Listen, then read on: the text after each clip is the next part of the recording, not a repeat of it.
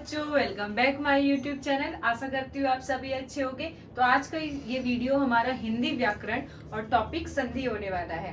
संधि अगर हम नॉर्मल डे लाइफ में देखें तो जब दो व्यक्ति झगड़ा कर देते हैं तो जब उनको मिलाना है, हमें उनका आपस में हमें मित्रता करवानी है तो हम क्या कहते हैं कि भाइयों दोस्ती कर लो, संधि कर लो। ठीक है, इट मीन्स आपस में सुलह कर लो। वो हमारा डेली लाइफ का था होता है। पर यहाँ जब हम व्याकरण के केस में आते हैं, जब हम एक पारिभाषिक शब्द के ऊपर आते हैं, तब हमें उसका एक अलग एक शाब्दिक अर्थ होना चाहिए। ठीक है, तो यहाँ पे संधि का मतलब सेम वही होता है, क्या? जुड़ना। ठीक है, क्या होता है? जुड़ना, या फिर यूं कहें मेल होना। ठीक है, मेल कराना। एंड संधि, इसका अगर हम संधि विच्छेद करें तो कैसे बनता है? ये सम जमा धी, सम जमा धी। इट मीन्स जब कोई वर्ड, ये शब्द परस्पर जुड़ते हैं और जुड़ने के बाद एक नया अर्थवान शब्द बनाते हैं, वो होती है संधि। क्योंकि हम पारिभाषिक शब्द पढ़ रहे हैं तो हमें उसी वे में समझना पड़ेगा, लेकिन नॉर्मल डे लाइफ का मतलब जुड़ना, मेल होना, ठीक है, दोस्ती करना, ये सारी चीजें हैं। तो हम सबसे पहले देखें तो संधि क्या होती है। ठीक है, संधि क्या है? दो वर्णों के मेल से पैदा होने वाला विकार। विकार मतलब एक नया जब शब्द बनता है, एक नए शब्दों की निर्माण होती है जब। और वर्ण, वर्ण भी हो सकते हैं, शब्द भी हो सकते हैं। वर्ण का क्या मतलब होता है? तो वर्ण क्या होता है? ऐसे ध्वनि जिनका खंड ना किया जा सके।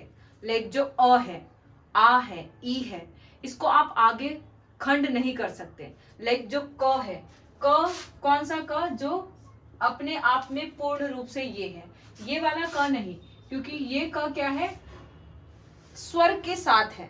ठीक है, जब इसका हम संधि विच्छेद करते हैं तो ये क्या बनता है? क प्लस अ।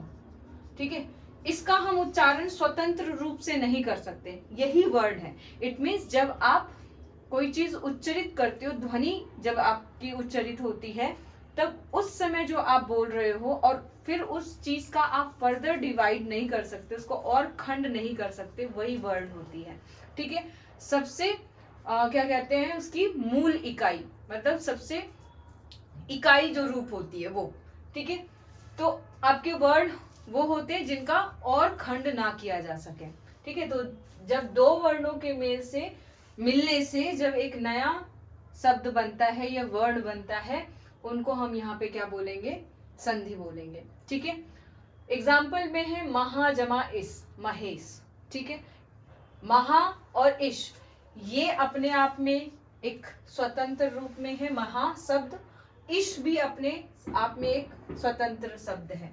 इन दोनों के मिलने से एक नया शब्द बना है महेश, जिसका अर्थ निकल रहा है। ऐसे नहीं कि जब दो शब्दों को आप मिला रहे हो और जो जुड़ के बन रहा है उसका अर्थ नहीं निकल रहा है, वैसा नहीं होना चाहिए, वो फिर संधि नहीं होगा, अर्थ निकलना चाहिए। ठीक है, इसी तरह सत जमा जन, सज्जन, विद्या जमा आलय, विद्यालय, विद्या जमा आर्थी, विद्यार्थी, है ना, ये सारी चीजें। अब आगे हम देखें तो संधि के तीन भेद होते हैं। कौन कौन से? स्वर संधि, व्यंजन संधि और विसर्ग संधि। स्वर संधि इट मीन स्वर के जो शब्द हैं, स्वर में जो वर्ण है, शब्द नहीं वर्ण है, वो कितने हैं? टोटल 11 हैं। ठीक है, अ आ ई यू, आ ई उ री ए ऐ ओ अंग। ठीक है, ये है आपका। फिर व्यंजन संधि है जो 33 है आपके, कवर, चवर, टवर, ये सारे। विसर्ग संधि में विसर्ग जो है आपका ये विसर्ग है। ठीक है, अब ये जो हमने भी यहाँ पे भेद देखा है, लेकिन आगे के वीडियोस में हम पर्टिकुलरली इसको डिफाइन करेंगे। इसके स्वर संधि के भी और 5 भेद है, 5 भेद है, उनको नेक्स्ट वीडियो में देखेंगे। व्यंजन संधि को भी सॉल्व करने के कुछ नियम्स हैं। ठीक है, फिर उसके बाद विसर्ग संधि के भी कुछ नियम हैं, तो इनको फिर पर्टिकुलर अलग अलग वीडियोस में हम देखेंगे। ठीक है, अभी हम यहाँ पे बस इतना देख लेते हैं कि संधि के 3 भेद होते हैं। ठीक है, फर्दर आगे इसके भी भेद हैं। अब संधि, स्वर संधि क्या होता है? तो स्वर संधि क्या होते हैं? जब दो स्वर वर्ण मिलते हैं। क्या मिलते हैं? जब दो स्वर वर्ण मिलते हैं, उनके मिलने से जो नया वर्ण बनता है, जो नया शब्द बनता है, विकार जो पैदा होता है, जो नया निर्माण होता है उसे हम स्वर संधि कहेंगे। जैसे एग्जाम्पल में लिया है मैंने शिव प्लस आलय। अब उसमें कैसे पता चलेगा कि दो स्वर कहाँ मिल रहे हैं? तो आप देखो ये व, इस व में मैंने अभी बताया व ये पूरी रूप से ये स्वतंत्र रूप में नहीं है, या ये वो जो है वर्ण नहीं है, ये ऐसे इसका संधि विच्छेद करेंगे तो ये है। इट मीन्स इसमें स्वर है, तो इस व में अ है और इस आ का आ, तो दोनों ही स्वर के मिलने से एक नया यहाँ पे आ बन रहा है। ये नियम में देखेंगे आगे के वीडियोस में कि जब अ और आ मिलता है तो आ बनता है, आ और आ मिलता है तो आ बनता है, ये नियम है वहां पे। तो यहाँ पे हम देख रहे हैं सिर्फ स्वर और स्वर के मिलने से ही स्वर का निर्माण होगा आपका, ठीक है। शिव जमा आलय शिवालय। इसी तरह आ यहाँ पे जुड़ा और यहाँ पे भी आ जुड़ा, तो यहाँ पे भी आ का निर्माण हुआ दिवाकर, ठीक है। तो ये स्वर संधि था। अब व्यंजन संधि है, तो व्यंजन संधि क्या है? एक व्यंजन होना चाहिए दूसरे व्यंजन के साथ, या फिर इट मीन्स कहने का मतलब है एक व्यंजन प्लस स्वर होना चाहिए, तब भी आपका व्यंजन का निर्माण होगा। एंड व्यंजन प्लस व्यंजन के मिलने से भी आपका क्या होगा?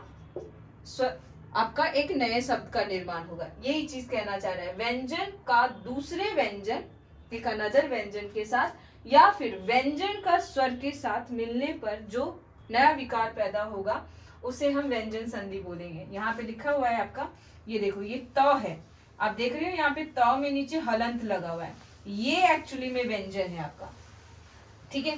तो ये व्यंजन और यहाँ पे ये स्वर है आ, व्यंजन और स्वर के मिलने से यहाँ क्या बन रहा है? व्यंजन बन रहा है, आधा न, ये आधा न बन रहा है आपका, ठीक है। इसी तरह से उत, त में यहाँ पे ये व्यंजन है और ये ल है, ये आ है, यहाँ पे स्वर है, इनके मिलने से यहाँ आधा ल, व्यंजन का निर्माण हो रहा है। मतलब व्यंजन व्यंजन के मिलने से जो नया विकार पैदा होगा, ये व्यंजन स्वर के मिलने से नया विकार पैदा होगा, वो व्यंजन संधि होगा, ठीक है। उल्लास यहाँ पे, तो ये व्यंजन संधि था। आगे इसके नियम है, वो नियम हम देखेंगे अगले वीडियो में। विसर्ग संधि है। विसर्ग संधि क्या है? विसर्ग स्वर के साथ मिलने पे जो निर्माण करेगा, विसर्ग व्यंजन के साथ मिलने पे जो निर्माण करेगा, के मेल से जो विसर्ग में जो विकार पैदा होगा, विसर्ग में चेंजेस आएंगे। विसर्ग स्वर के साथ जुड़ेगा तो विसर्ग में चेंजेस आएगा, विसर्ग व्यंजन के साथ जुड़ेगा तो विसर्ग में चेंज आएगा, तो वो विसर्ग संधि होगी। यहाँ पे देखो ये नी, ये विसर्ग है, हल्का ह का साउंड आता है विसर्ग में, और आसा इसका ये स्वर यहाँ पे अ, विसर्ग और स्वर मिलने से यहाँ पे क्या निर्माण हुआ है? एक अलग शब्द का निर्माण हुआ है, निराशा, ठीक है। नी जमा आशा निराशा, ये र आया है इसमें, ठीक है। तो ये था हमारा क्या? संधि। एंड ये बेसिक इंट्रोडक्शन है, ये आपका 8th 9th ये इन क्लास में भी आ जाता है। और कॉम्पिटिटिव जो बच्चे हैं उसके लिए ये बेसिक है, इतनी तो नॉलेज सबको होनी चाहिए, लेकिन जो नियम है वो कॉम्पिटिटिव में बहुत यूजफुल है और स्कूलों में भी। तो इस हिसाब से ये वीडियो कॉम्पिटिटिव और स्कूल के बच्चों के लिए, दोनों के लिए बेनिफिट होने वाला है। आई होप समझ में आया होगा। तो हम आगे के वीडियोस में स्वर संधि, व्यंजन संधि एंड विसर्ग संधि को डिफाइन करेंगे। तो मिलते हैं नेक्स्ट वीडियो में, तब तक के लिए जय हिंद।